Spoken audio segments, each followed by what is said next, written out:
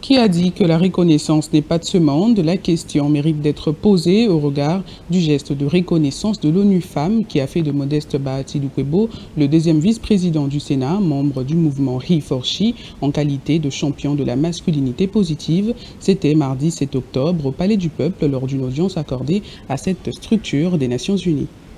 Par la professeure Catherine Odimba, venue saluer un engagement de longue haleine. Pour cette représentante adjointe de l'ONU Femmes en RDC, M. Bahati Lukwebo n'est pas seulement un homme politique, c'est un allié actif pour les droits des femmes depuis ses années à la société civile. Aujourd'hui encore, il agit avec constance et conviction. Une constance qui s'est récemment traduite dans l'hémicycle le 2 octobre dernier, sa proposition de loi visant à protéger les femmes contre les violences domestiques et les discriminations liées au genre a été jugée recevable par le Sénat. C'est un allié depuis longtemps. Et je dirais que nous sommes venus par conviction. Parce qu'on sait déjà que le rencontrer, c'est déjà vers une porte ouverte pour quelqu'un que nous reconnaissons comme étant très engagé sur les questions de genre, de l'égalité de sexe et même de la lutte contre les violences faites aux femmes. Il le fait naturellement.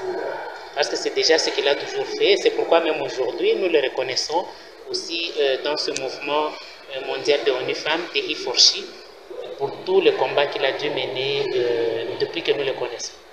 Pour le deuxième vice-président du Sénat, promouvoir la femme, c'est construire une société équilibrée. Cette proposition de loi est un devoir moral et institutionnel pour garantir protection et dignité. L'initiative portée par le professeur Bahati, honorable, de cette loi qui cible les violences, je peux dire au-delà des lois que nous avions déjà sur les violences qui étaient un peu très limitées.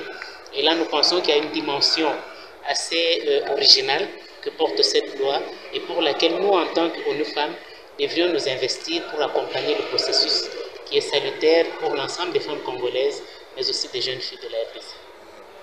Dans un pays où les violences faites aux femmes restent un fléau, cette reconnaissance d'ONU Femmes donne un signal fort. L'égalité n'est pas une affaire de femmes, mais un combat partagé. Avec cette distinction, Modeste Bahati Lukwebo rejoint le cercle restreint des leaders africains reconnus dans le mouvement He4She. Un pas de plus vers une société congolaise plus juste et inclusive.